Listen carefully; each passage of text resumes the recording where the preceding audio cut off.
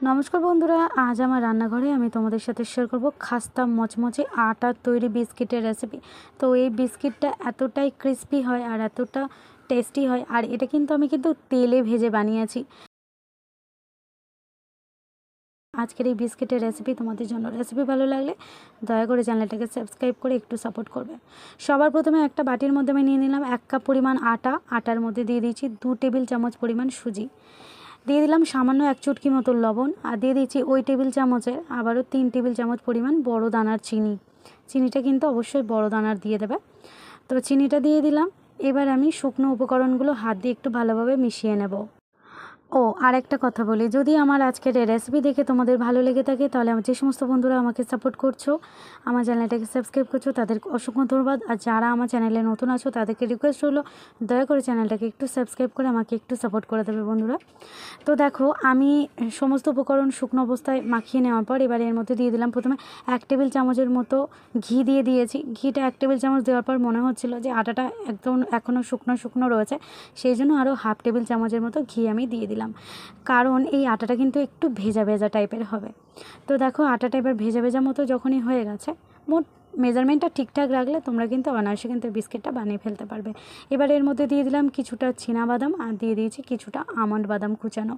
তো সব কিছু আবারও ভালো করে মিশিয়ে নিয়েছি। এবার সামান্য দেখো, একদম সামান্য একটুখানি জল লেগেছিলো, হাফ কাপও তাই নয়, চায়ের কাপের সেই জলটুকু দিয়ে এবার একদম শুকনো শুকনো করে এরকমভাবে একটা ডো তৈরি করে নিতে হবে। একদম শুকনো একটা ডো, আর যে খুব বেশি মাখাতে হবে তা কিন্তু নয়, কিন্তু খুব বেশি মাখানোর দরকার নেই, জাস্ট একটু হালকা হাতে এরকম একটা দলা পাকিয়ে নিলেই হবে। তো মিশ্রণ কিন্তু একদম রেডি হয়ে গেছে। এবার আমি বিস্কিটগুলো করব।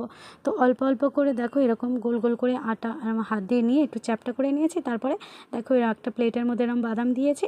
তো বাদামের উপর চেপে চেপে বিস্কুটগুলো তৈরি করে নিচ্ছি। একটা জিনিস কিন্তু অবশ্যই খেয়াল রাখবে, বাদামগুলোকে একটু চেপে চেপে বিস্কিটের মধ্যে ঢুকিয়ে দেবে, নাহলে কিন্তু তেলে ভাজলে বাদামগুলো ছেড়ে বেরিয়ে যেতে পারে।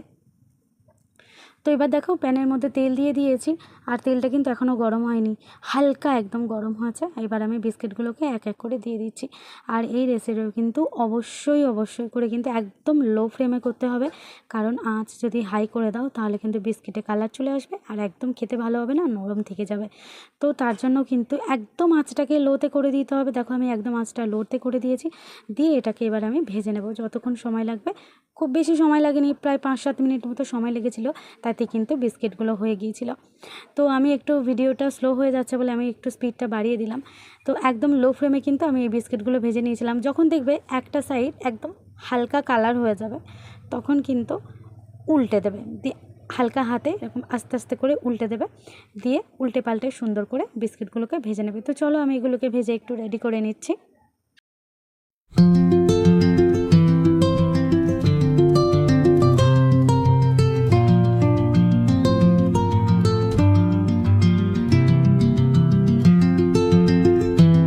তো দেখো বন্ধুরা, 1-2 বার উল্টে দেওয়ার পর কিন্তু বিস্কিটের মধ্যে কালার চলে এসেছে আর বিস্কিটগুলো একদম রেডি হয়ে গেছে। তো চলো, আজকের এই পর্যন্তই, আবার আসবে আরও একটা নতুন রেসিপি নিয়ে।